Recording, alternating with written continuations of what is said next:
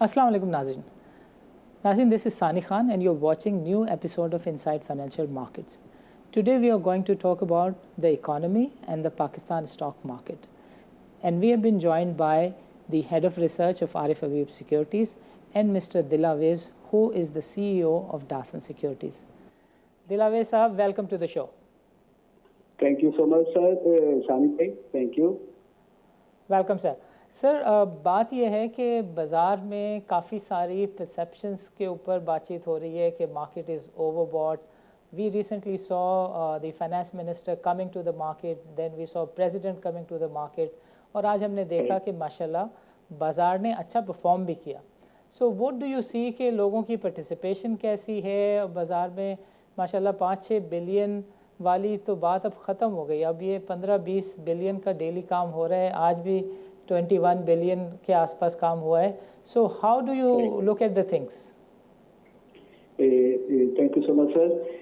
First of all जो बात है कि मार्केट की जो पार्टिसिपेशन लोगों की जो है, एक तो ये कि जो साइलेंट मोड पे थे लोग लास्ट कुछ थे, तो वो जो है चीज़ों की जो इम्प्रूवमेंट आ रही है और स्टेट की तरफ से एक ओनरशिप का जो इंडिकेशन मिल रहा है bye paying the visit of finance minister ने जिसे विजिट पे किया है.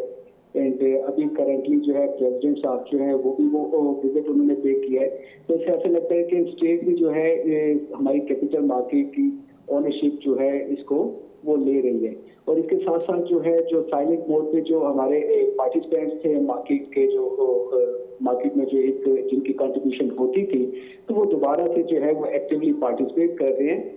जिसकी वजह से हमने देखा है कि एक कंटिन्यूअस जो है लास्ट 2-3 मंथ से जो है एक मोमेंटम बना हुआ है. और इसके साथ सबसे गुड थिंग इज दिस कि इतने हेल्दी वॉल्यूम्स जो है वो जनरेट हो रहे हैं.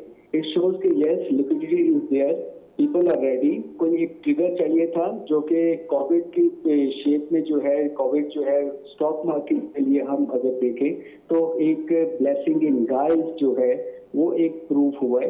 बिकॉज के कोविड के स्टार्ट से लेके अभी तक जो है चीजें कंटिन्यूसली स्टॉक मार्केट की फेवर में वो आ रही हैं.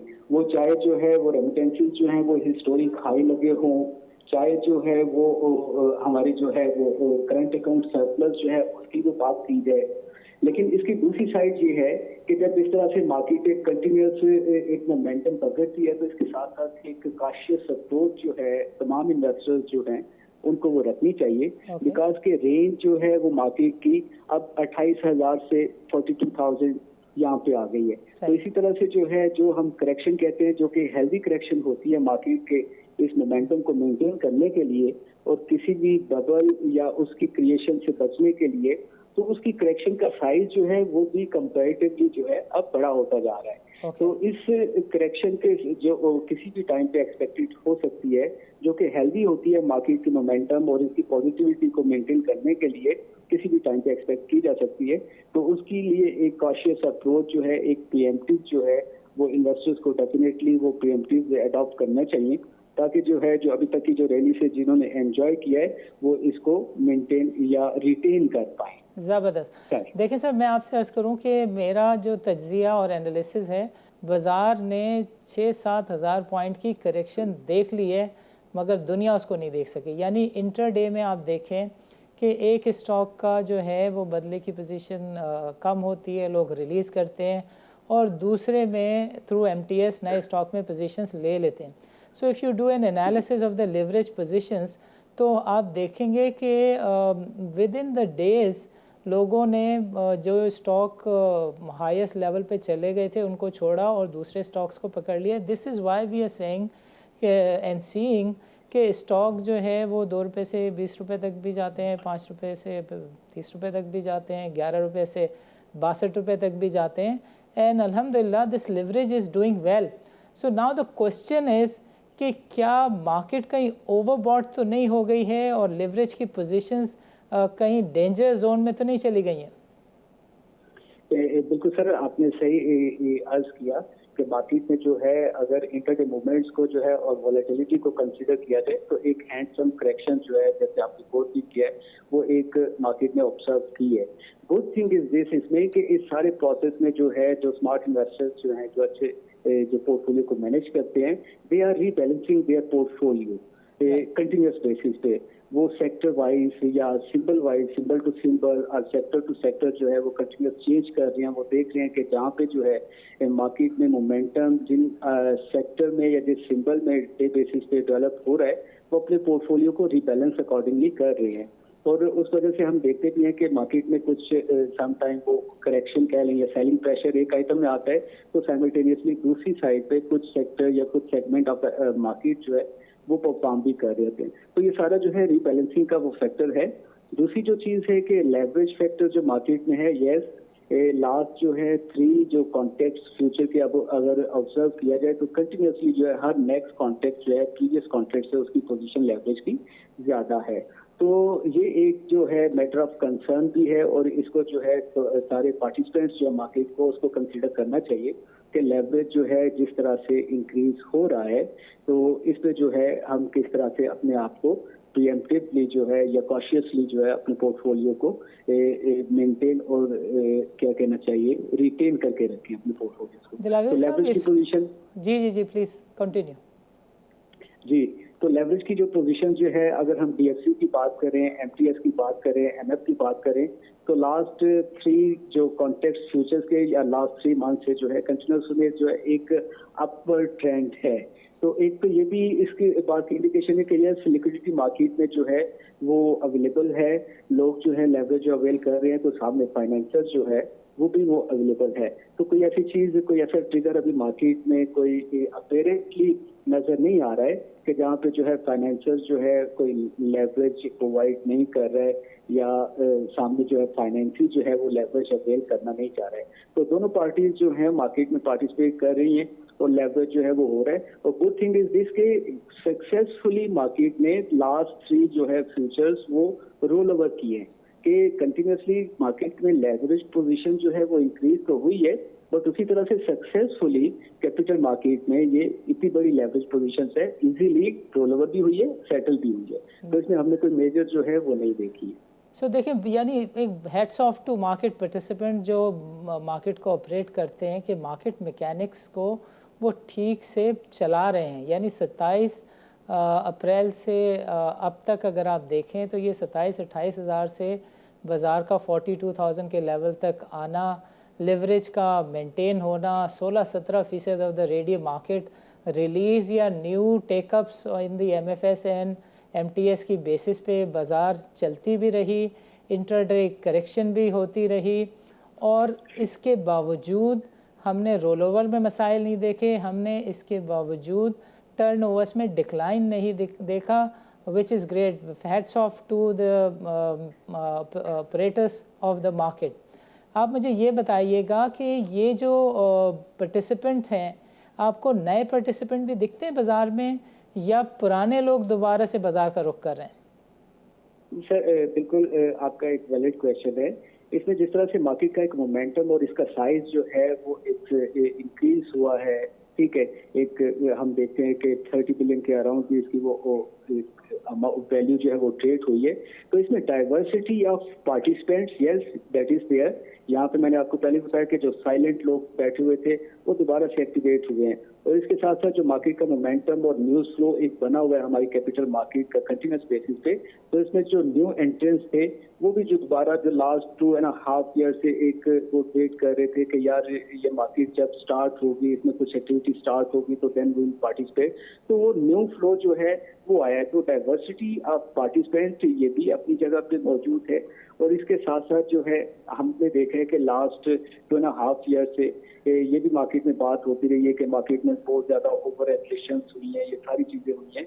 लेकिन आज एक चीज फील हमें ये भी हो रही है कि ये सारे जो मेजर्स लिए गए थे लास्ट 2.5 ईयर्स में, वो AML की शेप में हो, वो KYC की शेप में हो, वो FATF के अम्ब्रेला के अंडर हो, लेकिन आज उसका एक पॉजिटिव हमें फील इस तरह से मिल रहा है कि इतने बड़े साइज को भी मार्केट जो है वो स्मूथली ऑपरेट कर रही है और कोई मेजर हमें कोई चीज नहीं। तो सिस्टम की अपग्रेडेशन, रेगुलेटरी अपग्रेडेशन और ये सारी चीजें जो है मिल के इस सारे ये जो आज मेला लगा हुआ है स्टॉक मार्केट में, ये उसके वो फैक्टर हैं। दिलावर साहब, how do you look at the mutual funds? ये बाज़ार में इस वक्त इनका क्या रोल है और कितने इफेक्टिव हैं in keeping the market vibrant? Relative basis पे जिस तरह से मार्केट में वॉल्यूम, तो जिस तरह से मार्केट की एक चल रही है, एक्टिविटी चल रही है, तो अपेरेंटली इट सीम्स के म्यूचुअल फंड्स की पार्टिसिपेशन मे भी उस तरह से नहीं है एज कंपेयर टू मीन के हम कह सकते हैं इंडिविजुअल्स। जो डेली का डाटा जो है उसको अगर ऑब्जर्व किया जाए और अगर कुछ पीरियड के डाटा को कंपाइल करके भी देखा जाए, तो म्यूचुअल फंड की पार्टिसिपेशन जो है इस सारे उसमें उस तरह से मेरे ख्याल में वो नहीं है जैसे दूसरे जो पार्टिसिपेंट्स हैं मार्केट के या स्टेक होल्डर इन्वेस्टर्स जो हैं उन्होंने पार्टिसिपेट किया है। तो म्यूचुअल फंड जो है वो एक ऑन एवरेज बेसिस पे ही मार्केट में वो पार्टिसिपेट कर रहे हैं। एक्स्ट्रा ऑर्डिनरी जो है, जो हमने इंडिविजुअल्स की तरफ से पार्टिसिपेशन देखी है, रिलेटिव बेसिस पे म्यूचुअल फंड्स जो हैं उनकी पार्टिसिपेशन ऑन एवरेज ही है इस पूरे सारे स्नैप में। देखिए, मैं आपकी परमिशन से नॉलेज दूँ नाजरीन को कि इस रैली में जो मार्केट अप्रिशिएट हुई है वो कोई 52% हुई है और म्यूचुअल फंड जो है वो अपने इन्वेस्टर को सिर्फ 20% की परफॉर्मेंस दे सका है। इंश्योरेंस के बारे में आपका क्या ख्याल है? How is insurance sector doing in the capital market? इससे बिल्कुल इंश्योरेंस, आई थिंक इंश्योरेंस पे जो है एक अच्छे लेवल पे मार्केट पे सपोर्ट भी किया था। सो फॉर आई रिमेम्बर कि मार्केट डाउन ट्रेंड पे थी, तो आई थिंक इंश्योरेंस सेक्टर था, वहाँ से हमें अच्छे फ्लोज जो है वो मार्केट में वो मिल रहे थे। और उन्होंने आई थिंक इंश्योरेंस सेक्टर का अगर ओवरऑल कंपैरिजन किया जाए तो दे पार्टिसिपेटेड वेल इन दिस जो मार्केट एक्टिविटी है, और उनके फ्लोज जो है मार्केट में रिलेटिवली अच्छे रहे हैं इंडिविजुअल्स के साथ साथ। दिलावे साहब, वक्त हुआ एक वक्फे का। नाज़रीन, मिलते हैं एक वक्फे के बाद।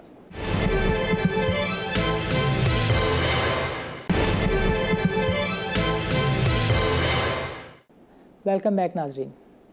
अच्छा, आखिर में दिलावे साहब ये बताइए कि जो कंस्ट्रक्शन पैकेज है उससे एज अ ब्रोकर आपको क्या उम्मीद है वाबस्ता है? सर सॉरी, कंस्ट्रक्शन पैकेज के बारे में आप कितने बुलिश हैं? ये मार्केट पे इसके कितने अच्छे असरात होंगे? सर कौन सा पैकेज सर? कंस्ट्रक्शन, गवर्नमेंट ने construction package. Okay, construction package sir, ये ट्रिगर पॉइंट था। कंस्ट्रक्शन पैकेज जो है हमने जब देखा कि 13% के इंटरेस्ट रेट से एक डबल डिजिट जो इंटरेस्ट रेट था, हमारे ऊपर एक प्रेशर था IMF की तरफ से भी, दूसरे जो डोनर्स हैं उनकी तरफ से, कि एक इंटरेस्ट रेट को हमने मेंटेन कर। बट जैसे ही कोविड आया है तो हमने एक इंटरेस्ट रेट जो है उसमें एक सब्सटेंशियल डिक्रीज जो है वो देखा है। और उसके साथ जो है गवर्नमेंट जो है वो आई है कि ये एक जो स्लो होती हुई इकोनॉमी या बिल्कुल एक साइलेंट मोड पे जाती है इकोनॉमी जो है due to COVID, due to other factors, तो वो कंस्ट्रक्शन पैकेज जो था उसने एक ट्रिगर पॉइंट जो है वो दिया है। तो कंस्ट्रक्शन पैकेज की वजह से सिर्फ हमने ये नहीं देखा कि सीमेंट, स्टील, ग्लास, इससे रिलेटेड जितनी भी इंडस्ट्री थी वो सारी जो है एक डोमिनो इफेक्ट जिसे कहते हैं वो हमने वो देखा है। तो ये एक ट्रिगर पॉइंट था इस सारी मार्केट की जो रैली में। तो इन्होंने स्टार्ट किया है जो मार्केट की रैली, आज जो मार्केट का जो लेवल हम यहाँ पे देख रहे हैं, तो yes, construction package announce by the government was a trigger point two start this rally. So going forward आपको क्या लगता है, स्टील और cement sector, do you see them performing well in the market? Sir इसमें जो देखेंगे 31 दिसंबर तक की वो है जो गवर्नमेंट ने एक एमएसपी जो है वो अनाउंस की हुई है। तो we have a time of about 3.5 months still के जहाँ पे लोग जो हैं वो उसमें वो आएंगे। तो अभी कुछ डेटा आया भी है जहाँ पे कुछ लोगों ने इस जो एमएससी जो है इसको ऑप्ट किया है। बट जैसे जैसे टाइमलाइन जो है वो हम उसको अप्रोच करेंगे टाइमलाइन तो 31 दिसंबर की, तो और भी लोग जो है इस एमएससी को अवेल करेंगे। और उस एमएससी को अवेल करने के बाद जो है एक तो ये कि ये रजिस्ट्रेशन का प्रोसेस हो, उसके बाद जो है जो वो कमिटमेंट्स वहाँ पे एमएससी में वो देंगे कि उन्होंने एक प्रोजेक्ट जो है उसको वो प्रॉपर एक एंड लेवल तक, एंड यूजर तक वो लेके आना है। तो ये सारी चीजें तो अभी मार्केट में इनकॉर्पोरेट होंगी, लगता है ऐसे है कि ये नई जो इसका मार्केट पे किन सेक्टर पे अच्छा असर पड़ सकता है? स्टील और सीमेंट में आपको बेहतरी दिखती है इसमें? Would you suggest your client to invest in these two sectors?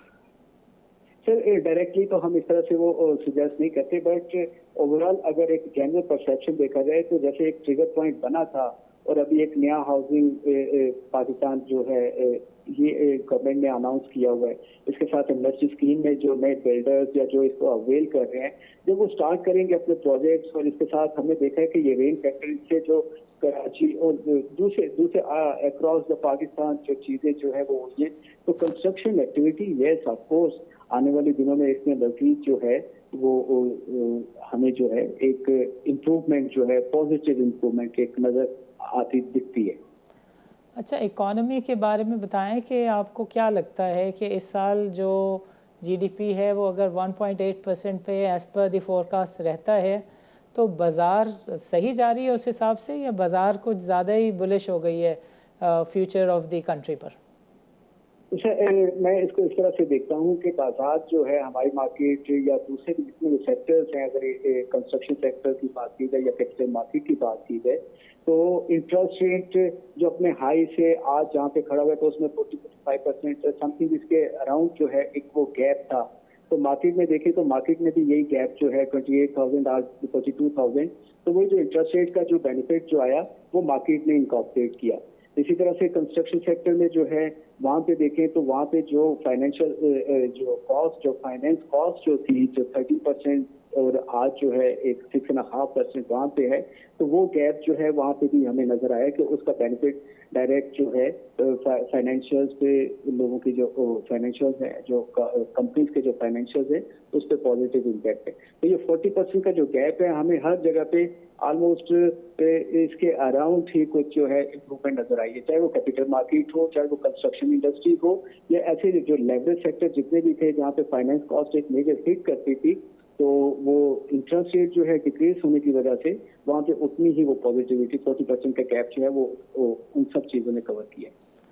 अच्छा सर, ये दुनिया की जो बाज़ार एकदम नीचे की तरफ जा रही है और कहा जा रहा यह है कि यूएस और चाइना की टेंशन्स की वजह से एशियन कंट्रीज़ में जो इन्फ्लोज होते हैं वो शायद डिस्टर्ब रहेंगे।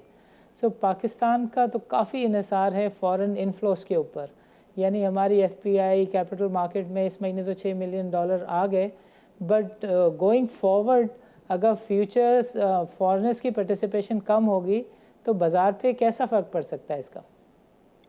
सर मैं इसको इस तरह से देखता हूँ कि अभी नेक्स्ट जो है फॉरेन इन्फ्लोज जो है वो एफडीआई की शक्ल में हो या डायरेक्ट इन्वेस्टमेंट की शक्ल में हो कैपिटल मार्केट में। हमारी नेशन जो है ये कोविड में जो है हमने जिस तरह से एक बिहेवियर जो है लोगों के दुनिया को जो दिया है कि एक इम्यूनिटी जो है ओवरऑल इस नेशन की वो एक अच्छी वो आई है। कोविड के स्टार्ट में वो बातें की जाती थी कि न्यूजीलैंड जो है वो कोविड फ्री एज वो कंट्री है, तो वहाँ पे लोग अपनी इंडस्ट्री जो है वो शिफ्ट करने की बात कर रहे थे।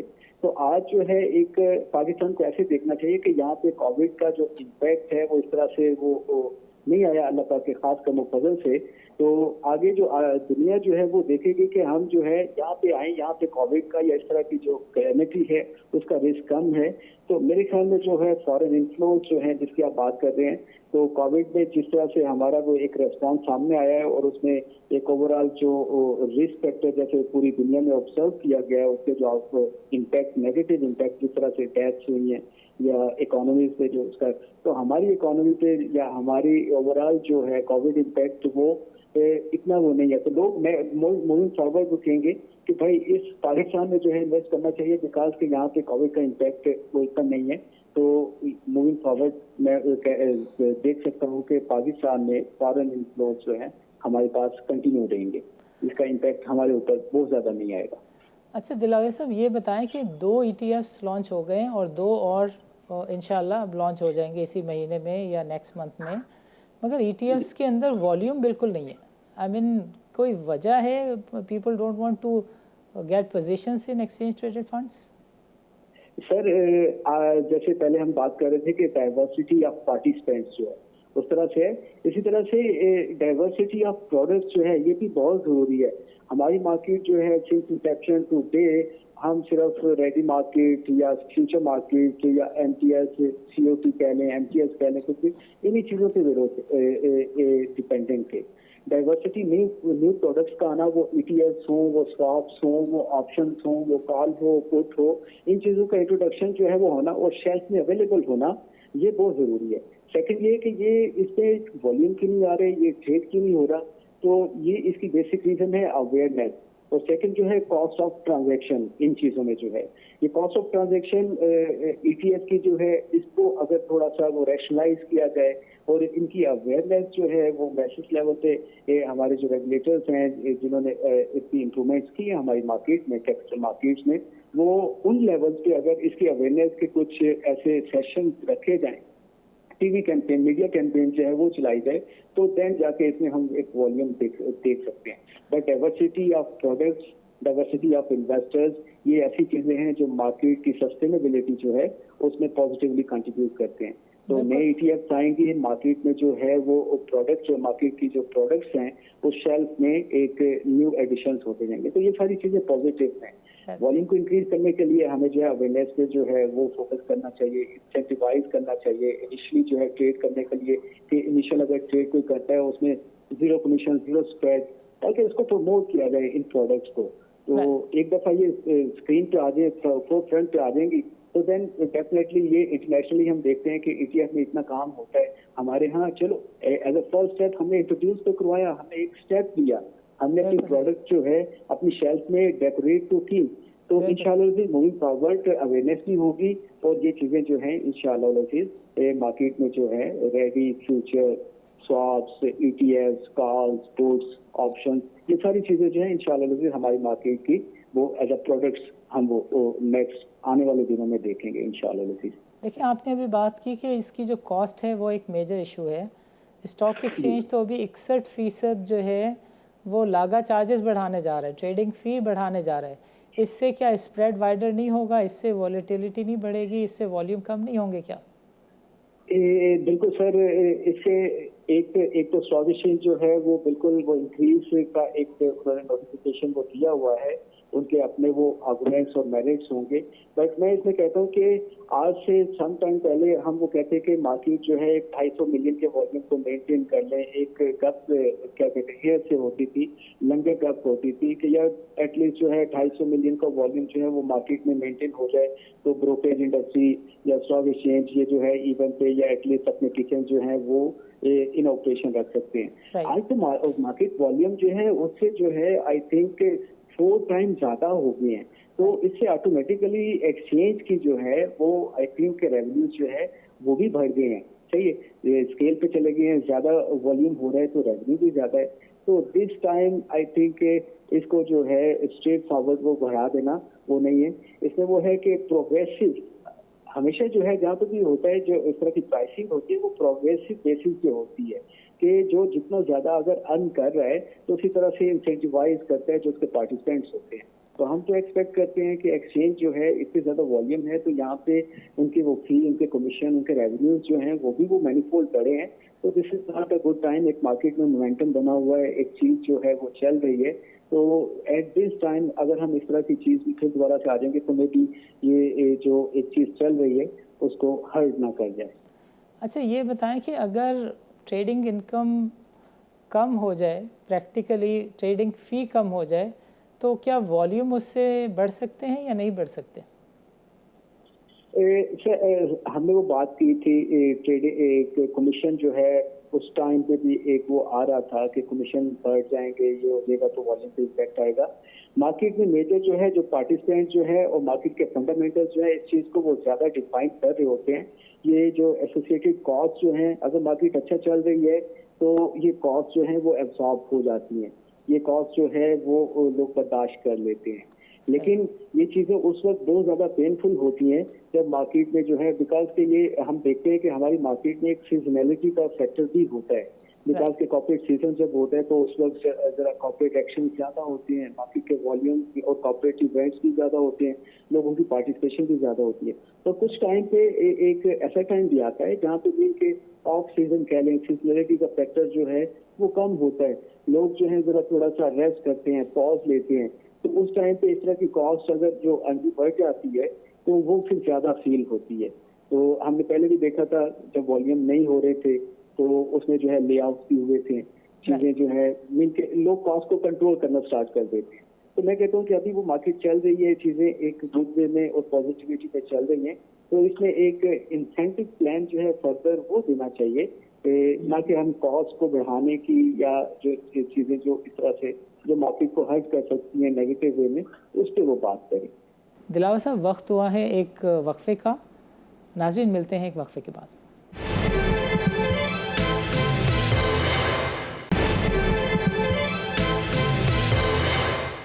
वेलकम बैक नाज़रीन। ताहिर साहब, ज़रा ये बताइएगा हमारे नाज़रीन के लिए कि इकॉनमी और कैपिटल मार्केट का आपस में कितना बड़ा कनेक्ट है, और आजकल जो बाज़ार में एक अच्छी एक्टिविटी है, तेज़ी है, तो ऐसा क्या है बाज़ार में कि जो लोगों को एक्चुअली बता रहा है कि future prospects are getting better with every passing day? इस हवाले से अगर हम अपनी इकोनॉमी की सिचुएशन देखें तो जो पहले एक्सपेक्टेशन ये थी कि इकोनॉमी की जो रिकवरी होगी वो स्लो होगी, क्योंकि ऑब्वियसली गवर्नमेंट ने पहले कोविड को कंट्रोल करने के लिए कुछ मेजर्स लिए, लॉकडाउन हुआ, फिर उसके बाद गवर्नमेंट की स्ट्रेटजी थोड़ी सी चेंज हुई, हम स्मार्ट लॉकडाउन की तरफ गए, और इसी तरीके से स्टेट बैंक ने जो है वो काफी ज्यादा मेजर्स लिए लोकल बिजनेसेस को सपोर्ट करने के लिए, और जो एक तरीके के स्टिमुलस पैकेजेस थे, जिसमें सबसे बड़ा मेजर जो है वो 625 basis points interest rate decline था, वो रहा। इसके अलावा भी स्टेट बैंक में जो है वो जो नई इन्वेस्टमेंट इस दौरान करेगा उसको एक सब्सिडाइज रेट पे 7% पे over a period of next 10 years loan की जो है वो एक इंसेंटिव दिया।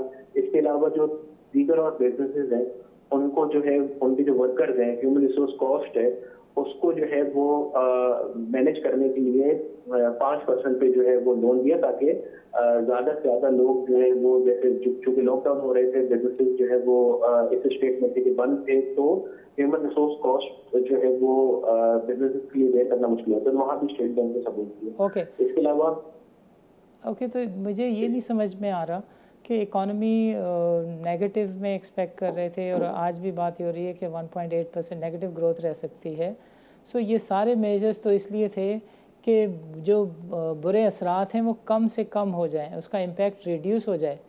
But what is it that market is seeing and looking forward कि बाज़ार 27,000 से 42,000 पर आ गई है? देखिए, मार्केट की जो परफॉर्मेंस की रीजन है वो मेजर रीजन ये है कि मार्केट जो है हमेशा फॉरवर्ड लुकिंग होती है।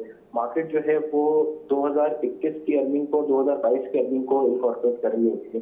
प्लस ये कि जो स्टेट बैंक का सबसे बड़ा मेजर था इंटरेस्ट रेट डिक्लाइन का, उसकी वजह से जो है जो लेवरेज सेक्टर थे, जो हमारी मार्केट में सीमेंट सेक्टर है, स्टील सेक्टर है, to some extent auto sector है, जिनकी लेवरेज पोजीशन बहुत ज्यादा थी, obviously 625 basis point interest rate decline से उनके फाइनेंशियल चार्जेस में जो है वो सिग्निफिकेंट चेंज नहीं। प्लस जैसे मैं अभी बात कर रहा था कि हमारी इकोनॉमी में एक्सपेक्टेड था कि थोड़ी लैग के साथ इंप्रूवमेंट आएगी, बट फॉर्चुनेटली हमारी जो रिकवरी है वो वी शेप में आ रही है। अगर आप सीमेंट में ग्रोथ देखें, फर्टिलाइजर के नंबर में ग्रोथ देखें, स्टील के ऑफटेक में ग्रोथ देखें, ऑटोज की सेल देखें, तो एक बहुत अच्छी जो है वो ग्रोथ तमाम सेक्टर्स में जो है वो रिकॉर्ड हो रही है। और यही एक रीजन है कि इस तरह की परसेप्शन है कि आगे चलते हुए 2021 में और 2022 में कंपनीज की प्रॉफिटेबिलिटी में ये चीज ट्रांसलेट होगी, एक इकोनॉमिक रिवाइवल जो कि इवेंचुअली कंपनीज के वॉल्यूम्स को बेहतर करेगा, और दूसरा ये कि लोअर इंटरेस्ट रेट की वजह से जो फाइनेंशियल चार्जेस में सेविंग होगी वो भी कंपनीज के बॉटम लाइन को जो है वो पॉजिटिवली इम्पैक्ट करेगा। तो इन दोनों चीजों को इनकॉर्पोरेट करते हुए मार्केट फॉरवर्ड लुकिंग होते हुए 2021 और 2022 की अर्निंग देख रही है, और इस वजह से मार्केट में जो है वो एक अच्छा मोमेंटम बनाया होगा। इस साल की आप इकोनॉमी को किस लेवल पर ग्रो करते हुए देख रहे हैं?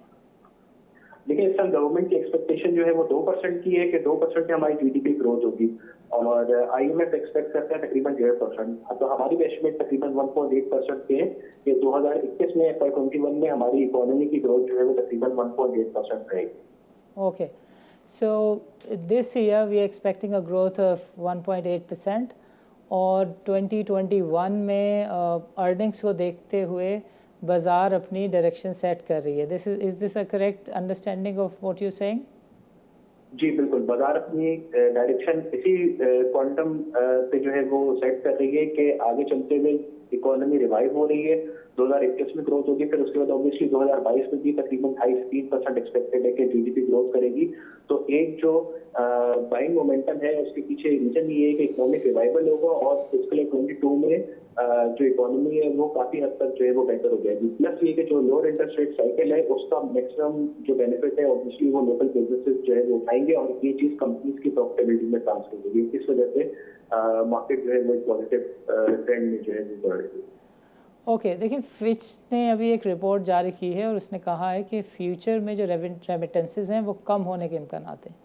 फिच कहता है कि बांग्लादेश, इंडिया और पाकिस्तान में जुलाई की रेमिटेंसेस अच्छी इस वजह से थी कि काफ़ी वाइंड अप्स हुए हैं, फाइनल सेटलमेंट्स के डिसबर्समेंट इन कंट्रीज़ में गए हैं और गोइंग फॉरवर्ड जो रेमिटेंसेस के नंबर्स हैं वो नीचे आ सकते हैं। What is your take on that?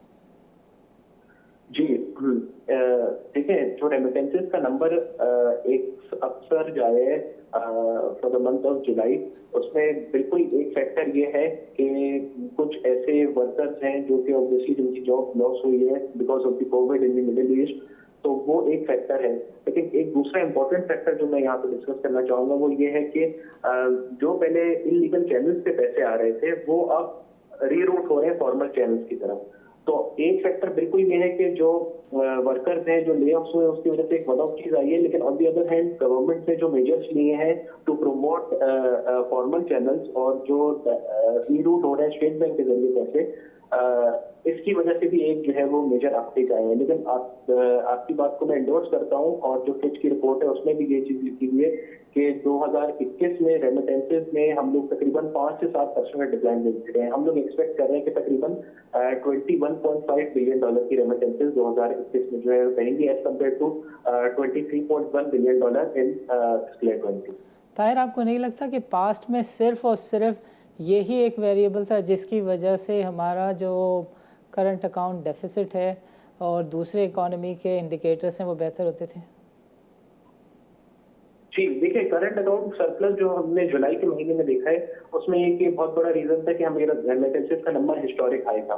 But हमें कॉन्ट्ररी हमें ये भी देखना चाहिए कि जो हमारा ट्रेड बैलेंस था वो भी काफी हद तक जो है वो मैनेजेबल था। अगर हम जुलाई के नंबर की ऑल अलोन बात करें तो हमारा जो ट्रेड डेफिसिट है वो तकरीबन 1.7 बिलियन का था as compare to 2 billion during same period last year.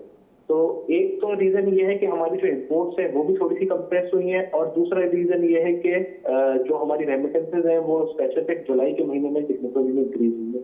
तो यस, आपकी बात इस हद तक सही है कि जो जुलाई के महीने में हमने सरप्लस देखा था ये एज इट इज कंटिन्यू नहीं करेगा और यही एक रीजन है कि फिर आगे जाकर जिस तरह इकोनॉमी पिकअप करेगी तो जो हमारी इंपोर्ट्स है ऑब्वियसली हमारी डिमांड लेड इकोनॉमी है तो जो इंपोर्ट्स है वो भी इंक्रीज होंगे और ऑब्वियसली गवर्नमेंट का फोकस एक्सपोर्ट की तरफ भी है। तो एक्सपेक्टेड है कि एक्सपोर्ट्स भी इंक्रीज होंगी और इंपोर्ट्स भी रिलेटिवली कुछ हद तक बढ़ेंगी। तो पूरे साल में एक्सपेक्टेड है कि तकरीबन $20 बिलियन का जो है वो ट्रेड डेफिसिट होगा और अगर हम करंट अकाउंट डेफिसिट की बात करें तो हम लोग एक्सपेक्ट करें तकरीबन $4.5 बिलियन का जो है वो करंट अकाउंट डेफिसिट होगा फॉर फिस्कल 21। देखिए, एफपीसीसीआई के जो मौजूदा चेयरमैन हैं उन्होंने कहा कि ये जो करंट अकाउंट सरप्लस है it is at the cost of the growth और जो इंपोर्ट्स हैं उसको स्टाइफल करके ये जो सरप्लस है ये हासिल किया गया है। तो इसके ऊपर आपका क्या कहना है? देखिए करंट अकाउंट सरप्लस के मैंने आपको दोनों रीजन बताए कि एक हमारी इंपोर्ट्स जो है वो डिक्लाइन हुई है और एक जो है वो रेमिटेंसेज इंक्रीज हुई है। जहाँ तक इंपोर्ट्स की बात है तो मैंने भी जैसे कहा कि इंपोर्ट्स जो है वो ऑब्वियसली ग्रेजुअली इंक्रीज होंगे जिस तरह आपकी इकोनॉमी फुल फ्लैश खुलेगी, जिस तरह बाइंग मोमेंटम क्रिएट होगा, जो कंज्यूमर डिमांड बढ़ेगी तो हमारी जो इकोनॉमी है वो इंपोर्ट ड्रिवन इकोनॉमी है। अगर जरा से भी डिमांड बढ़ती है तो वो ऑब्वियसली इंपोर्ट्स हमारी इंक्रीज होंगी। तो यही एक रीजन है कि हमें लगता है कि आगे जाते हुए रिलेटिवली इंपोर्ट्स भी बढ़ेंगी और जहां तक एक्सपोर्ट्स की बात है तो गवर्नमेंट ने एक्सपोर्ट्स पे काफी हद तक फोकस किया हुआ है और एक्सपोर्ट्स भी एक्सपेक्टेड है कि फिस्कल ईयर 21 में जो है वो तकरीबन 5% से इंक्रीज होगी और जहां तक इंपोर्ट्स की बात है वो एक्सपेक्टेड है 3% से जो है वो इंक्रीज होगी। तो आपने जो बात कही कि इंपोर्ट को कंप्रेस किया हुआ है तो इंपोर्ट आई थिंक डिमांड के साथ ही थोड़ी बहुत नीचे चली गई है, लेकिन जिस तरह डिमांड रिवाइव होगी तो इंपोर्ट भी जो है वो कुछ हद तक नॉर्मलाइज हो जाएगी। वक्त हुआ है एक वक्फे का, हम गुफ्तगू करते हैं एक वक्फे के बाद।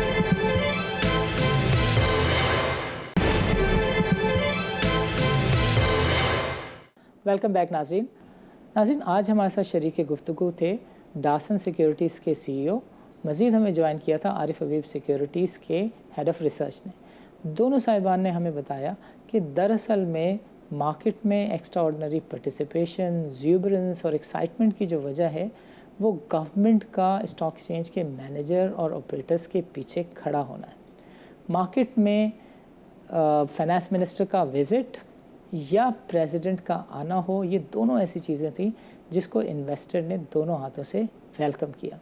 लेकिन जो चीज़ देखने वाली है वो ये है कि बाज़ार 28,000 से 42,000 तक आ चुकी है, 52% के आसपास बढ़ चुकी है। बाज़ार ने कोई भी एक सब्सटेंशियल करेक्शन नहीं देखी। लोगों को 2001, 2005, 2008 याद होना चाहिए। We are not trying to discourage the audience, we are not trying to discourage the investors, लेकिन लोगों को पता होना चाहिए कि वो जिस स्टॉक में काम कर रहे हैं वो कहीं ओवरबॉट या ओवर लिवरेज तो नहीं है। बाज़ार के ओवरऑल नंबर्स को भी लोगों को देखना चाहिए, यानी बाज़ार में जितने का काम रेडी मार्केट में होता है लोगों को देखना चाहिए कि ये काम जो है एक्चुअली सेटल कितना हो रहा है, कितना काम ऐसा है कि जो रिलीज़ के सौदों के अगेंस्ट रेडी मार्केट में पोजीशन काटी गई है, कितना काम ऐसा है कि जो लिवरेज्ड है, यानी वो रेडी मार्केट की बाइंग है ही नहीं, वो तो MTS की बाइंग है, वो पैसे तो फाइनेंसियर दे रहा है। सो 25% जो है वो MTS में फाइनेंसियर देता है, MFS में 5 या 10% के आसपास देता है। सो टेक्निकली अगर 15 से 17% रेडी का वॉल्यूम और value is driven through the new और release MTS and MFS, then people have to think कि वो जिस स्टॉक में पोजीशन ले रहे हैं वो कितनी ज़्यादा लिवरेज्ड है या ओवर लिवरेज है। यानी अगर हम आज की बात करें तो आजकल जो है DFM में, डिलीवरेबल फ्यूचर्स में 17 बिलियन के आसपास का ओपन इंटरेस्ट है। जो शॉर्ट पोजीशन है, ब्लैंक पोजीशंस हैं, वो ओवर 2 बिलियन है। MTS और MFS में 8.5 और 4.5 बिलियन के आसपास की ओपन पोजीशंस हैं। ये सारी पोजीशंस जो हैं अनवाइंड होना होती हैं, सेटल होना होती हैं, और ये जब भी फाइनेंसियर डिसाइड कर ले या लिवरेज प्रोवाइडर डिसाइड कर ले कि उनको जो है अपनी पोजीशंस अनवाइंड करनी है, नया बदला नहीं देना, बाज़ार में मसाइल होते हैं। ये कोई राज नहीं है, ये कोई ढकी छुपी चीज़ नहीं है। विक्टिम होता है तो एक बेचारा आम इन्वेस्टर होता है, ख़ुदकुशी की खबरें आती हैं तो वो बेचारे एक आम इन्वेस्टर की होती हैं। So people need to be very careful. To me, I am not saying कि बाज़ार इज़ ओवर हीटेड, बाज़ार इज़ ओवर लिवरेज्ड, मगर लोगों को पता होना चाहिए कि एक भी करेक्शन, सब्सटेंशियल करेक्शन नहीं हुई है। बाज़ार has move 52% and we haven't seen any substantial correction. और बाज़ार में जो DFM और लिवरेज की पोजीशन है, लोगों को इसका भी अंदाज़ा होना चाहिए, इसका इल्म होना चाहिए। और ये सारी position frankly national clearing company की वेबसाइट पे आप चले जाएं, वहाँ पे आपको चेक करना चाहिए कि जितना काम हो रहा है सेटल कितना हो रहा है। 100 रुपये में से अगर 8 रुपये का काम सेटल हो रहा है और 100 रुपये में से अगर 15% टाइम्स 4 जो है वो लिवरेज्ड है, तो लोगों को सोच कर उन स्टॉक्स में पोजीशन लेनी चाहिए है कि जिनकी रैली के पीछे ज़्यादा लिवरेज पोजीशन नहीं है। और अगर डे ट्रेडिंग आप कर रहे हैं और ट्रेडिंग की पोजीशन ले ही रहे हैं तो फिर कोशिश करें कि जल्द से जल्द प्रॉफिट टेकिंग करते रहें, ताकि बाज़ार में लिक्विडिटी भी ज़्यादा हो और वॉल्यूम भी ज़्यादा हो और आपके नुकसान का खदशा भी कम हो। नाज़रीन, वक्त निकालने का बहुत बहुत शुक्रिया। इजाज़त दीजिए। अल्लाह हाफ़िज़।